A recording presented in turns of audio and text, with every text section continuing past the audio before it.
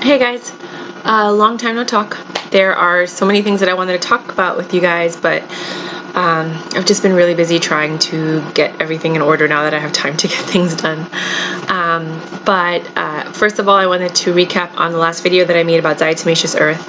I've since spoken to some friends who are nurses and dietitians and nutritionists, and they're saying that diatomaceous earth is like little pieces of fossilized remains, and then they're cut up. So what they do in your stomach is they act like little razor blades that cut up the inside lining of your stomach. So if you have a lot of gook on the inside lining of your stomach, it may work for you in the beginning, but it will cause more damage than pain. And when I used to be in Amway, we used to do a lot of like beauty beauty breaks, like parties and stuff like that, and we would tell people not to use that apricot facial scrub because what it does is it's little pieces of apricot that have been broken down and they're causing little tears in your skin. Like, have you ever met anybody and they had like little tears in their skin or like giant pores, but like it looks like they were scratched open, even though there's no blood or anything, it's just, you could just see everything. That's what those apricot scrubs do. You want to find something with like microbeads, but microbeads are not good for the environment and they're not good for the ocean either. So it's kind of like a lot of people just say use water when it comes to your skin. Some people use oil. A lot of people are using argan oil now. Josie Marin's argan oil is really good to wash your face with. Camellia oil, things like that.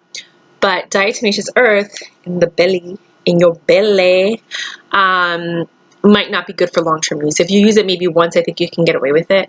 I'm purchasing it just for my plants because there's like these little bugs that crawl on them. And I don't know, part of me says like the reason the plants grow so much is because they have those little bugs and they're just like, oh, people like, hey, how you doing? What's going on? Thanks for hanging out with me, They're not alone. So I don't know, I'm kind of torn about whether or not to kill them with a diatomaceous earth. But think about it, if diatomaceous earth can kill a bug, and bugs are like very resistant, like you try to kill roaches and you can't, and if you put this down there and the roaches eat it, they'll die. So it just goes to show like how severe and strong this is on your intestinal cavity if it's going to affect a bug like that. On another note, ketogenic diet. So I stopped to do the ketogenic diet only because I decided to be social again. And in being social, you drink wine, you hang out with your friends, you eat, and blah, blah, blah. So I just broke the diet and I was like, forget it. I'm going to start again next week. So I wanted to talk about keto fridge and keto and factor 75. So I've been ordering factor 75 meals. I'm probably going to make another video comparing the two. Oh, I'm going to sneeze. Sorry. Sorry. And factor 75 meals are pre-made in this plastic container that you put in the microwave or the oven. I feel like they're good portions. The reason I like them is they have wild caught salmon and grass-fed beef. So whenever I can, I stock up on like all the salmon. Out of 8 meals that I buy for $99, I'll put a few of them away in the freezer so that when I don't have money, I can still enjoy the salmon. Especially like once I have these surgeries and I'm not working, I'm going to be like not going to be able to enjoy stuff like that, which is why I'm having fun this summer with my friends. And then the keto fridge, it seems like they have better meals, but I think factor 75 keeps you more on keto than keto fridge.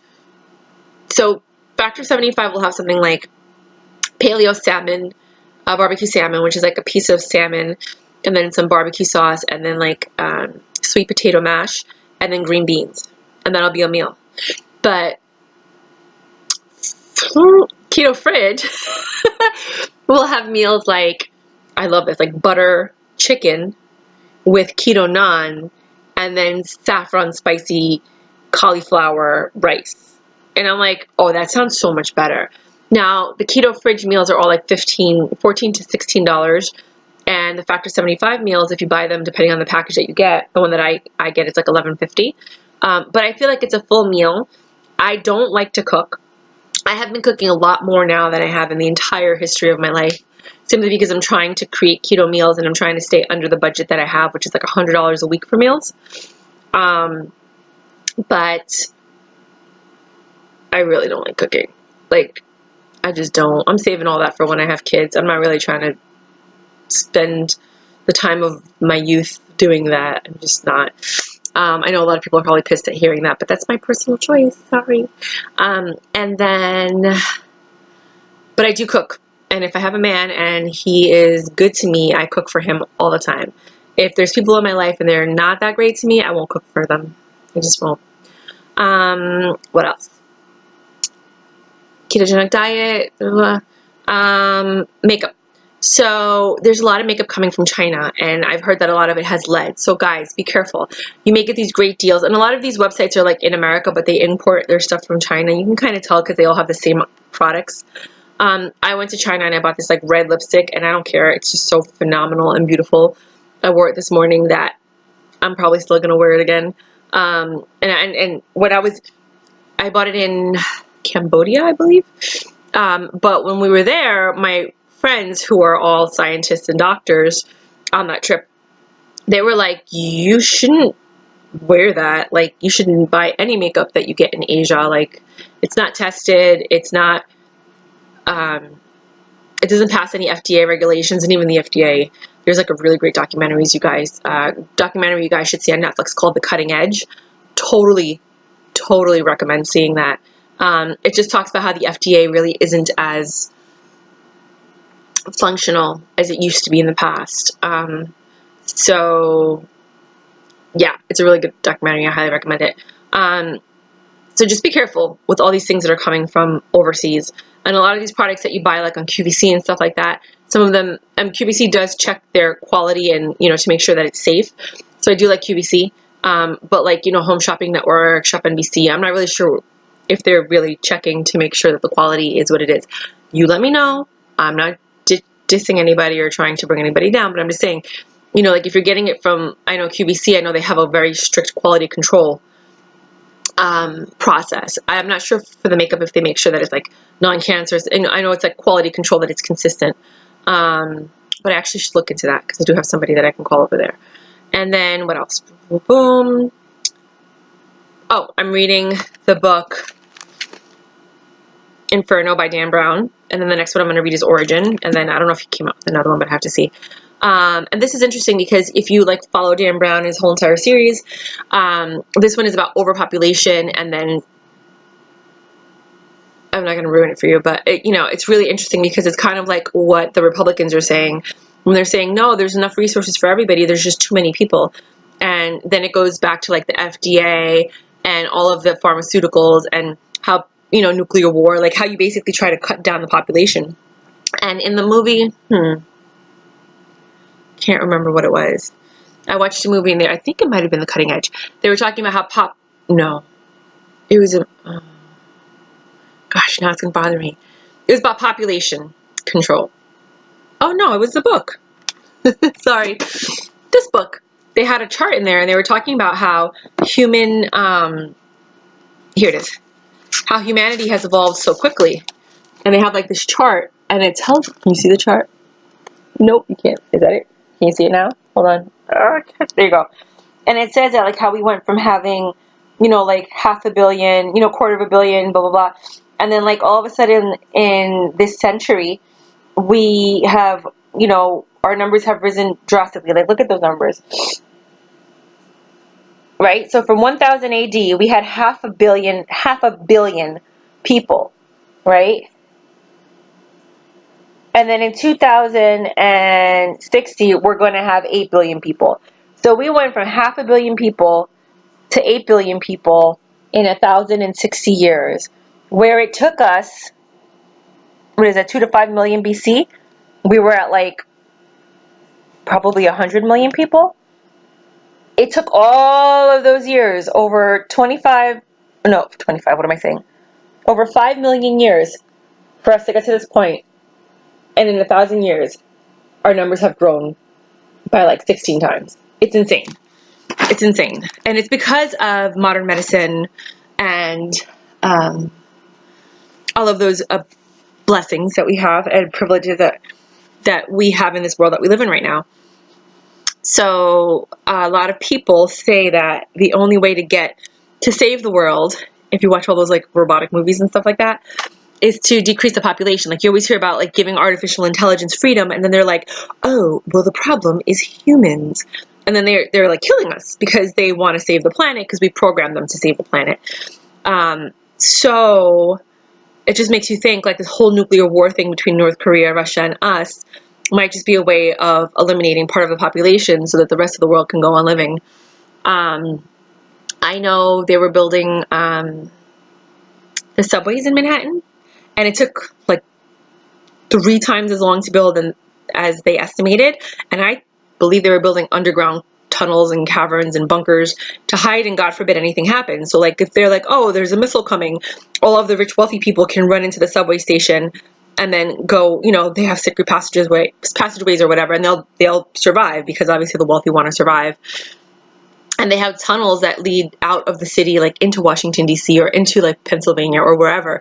And it's been known throughout history, if you actually look, you know, at history, that they have these underground tunnels under, you know, towns like in Italy and in France and all over the world. Like they even have caverns in the United States that you can go underneath, and they have like these underground tunnel systems. And they say that's where the like Lemurians and the Atlanteans went, and they hid underground. And then they came out later on. So the ability to build underground has been happening for a very, very long time. And I think it was what they used to allow the human race to survive these cataclysmic events that happen, whether it's natural or man-made. I was watching this documentary about, Amazing, no, it wasn't Amazing Interiors, was it? Maybe, yes. And they were talking about, it's on Netflix, it's a great show, I think it's called Amazing Interiors. And they had these bunkers in California that you can buy for like $500,000, I think, or something like that. And it's like 5 feet deep, the walls. And they say that, you know, no radiation can get through it for 5 years, I think, which isn't good because if you have radiation, you're going to need more than 5 years for it to go away. But all the water comes from a well that's like 300 feet below the ground or 3 miles below the ground or something like that. And so it's not going to get contaminated with radiation at all. But the fact that that bunker is only good for like 5 years, I don't think that's a good deal. I think you're better off probably building your own bunker underground. But if you do something like that, you're going to need to have multiple access points to get out. Because like, let's say that it is something like the Ice Age or water, you know what I mean? That comes, you know, like a flood, the Great Flood. You're going to need a way to open up those doors. You know, or if it's a tornado and then they blow a house on top of your exit way, if you have multiple ways of getting out, it's easier. If you have some kind of submarine that you can actually put under there too, so if there is a great flood or something like that happens, you can open up the, you know, the doors and still come out and then survive on the submarine. Just saying, this is where my brain goes. I'm a writer. I'm going to start writing again. Coming out with my own poster company. Get excited. I'll send you guys the link as soon as it's up and running. I just designed some things and I'm going to put some other things up through the Intimacy School, if it's positive and uplifting, and then through a website that I just bought called Negative Nanny, if it's like, you know, negative, in my opinion, you know, where it's kind of like, I don't want to give it away. I have to copyright them first. But yeah, so that's kind of like what I'm working on now, because once I get my wrist surgery and the other knee and possibly my shoulder from this accident, I won't be able to work doing what I do, which is home improvement. That's the only thing that I'm doing right now. So I have to find a way to still have income coming in, because I don't know if I'm going to get disability. I haven't applied yet, but I have to. And even then, I don't want disability. I'd rather earn my own money. I don't want to have to take money from anywhere if I don't need to. I don't believe in that. I feel like, okay, like when I lost my job a while ago, I got unemployment until my next job, but that was only, what, a year or two? And it was only because I was looking for the same salary, and I was making a lot of money at the time. And I still haven't made as much money now as I made at that job, because I made a lot of money at that job. But it's just interesting because that I was like, and I didn't even know what unemployment was. I didn't even know about unemployment until my employer, who they were having massive layoffs, was like, you can file for unemployment. And I'm like, what's that? And I had to like look it up and find out and talk to people, because I didn't even know, because it never crossed my mind. It was always like, oh, I don't have a job. Boom. Next day I went out and I walked all over the place and I filled out applications and I walked and, hey, are you guys hiring? And I would walk and walk and walk. And then within the next day I would have a job. because I just didn't do that. And even now that everyone's like, oh, you have to file your application online, I'm like, hey, here's my resume. If you like me and you think that I would fit into your culture, please, by all means, send it to someone, please. I would really appreciate it, because you can't really see who I am and how I would speak to your clients or to you, through the online resume system. So, I mean, if you like me, I don't, and then like, I would that's just how I would do it. I don't really take no for an answer if I want something, and especially when it comes to money, like I will bust my butt, which is why I'm doing the home improvement stuff, because like I needed money and this was like the highest paying thing at the time. So I like jumped into this field and now I'm doing that. I would do real estate again, but I can't because I won't be able to go up and down the stairs after I get the knee surgery. I can barely do it now. So that's off the table for a little while until I get better. But I'm just rambling and talking and ranting. I need to go because I got to get ready. My friend Kaylin's having like a birthday weekend bonanza, and we're celebrating like this whole entire weekend. So, ergo, I got my hair done, and looks better like that. And I am headed out the door. But I wanted to keep you guys updated on that stuff. I don't think there's anything else to talk about right now. I'll probably make some more videos throughout the week about how to start the companies that I've been starting, and how to kind of like actually I know you say this, take your passion and make it a business, but like, I'm not taking my passion and making it a business. I'm taking something that I already started many years ago, and I was going through all of my journals and all my books, and I was organizing and taking my paperwork and combining it into a binder so that there wasn't paper everywhere. Instead, everything's in a binder divided by category, or like multiple binders. One would be finance, one would be creative ideas, one would be something, and I found all of these t-shirt designs that I designed between the ages of like 14 through 19. And I'm like, these are really good. Like, I should make these t-shirts. Some of them are art, some of them are just words and phrases. But I'm like, why not? And there was one that impacted me tremendously. And so I took that phrase and I put it on a whiteboard that I framed in my room. And I've been looking at that phrase every day. And I realized that the power of positive thinking and surrounding yourself with positive words totally change your mindset and the decisions that you make. So I decided I was going to take the intimacy school, which I feel is the most positive, uplifting part of my life venture. And I would start putting all the positive anecdotes in there, maybe create a stationery line so people can have like these postcards for like bachelorette parties. And, like if somebody just got divorced and they're single, they can give this out to like their single friends and have a party and be like, it's okay, blah, blah, blah, blah, blah. So that's kind of like where I'm going with my creativity. And I've also realized that the reason I love the home improvement and I like mounting TVs, putting up shelves, doing the furniture, is because I'm doing something with my hands. And at the end of the day, there's a final product. It's not like I'm sitting behind a desk and I'm typing. Like when I was at Uber, I loved Uber, but I was like one of the first 5 people that started Uber in New York City after they left their first Brooklyn office, when they went to the second Brooklyn office. And I thought to myself, and I'm like, yeah, I did a lot, but nobody remembers me. And nobody knows what I did. And nobody knows, the contests that I won and the trophies that I won before I left, and like all the drivers that I helped. And, like nobody's ever going to know that. But every time somebody sits down and looks at their walk-in closet, they're going to remember me. That I'm the girl that came and built that. Every time somebody looks at their furniture or their TV mounted and they're like, oh, who mounted your TV? Oh, Mayra. Oh, she was great. Blah, blah, blah. Because I have excellent conversation. Like, people remember me and they call me and they text me and they're like, how are you doing? I was thinking about you. What's going on? How's your business going? Blah, blah, blah. And to me, that's more fulfilling, than standing in a coffee shop line filling coffee bags, or, real estate, they remember you. They always remember you in real estate. That's what I liked about it. And I would send them Christmas cards. I would send them birthday cards, and they would come in and they would check up on me.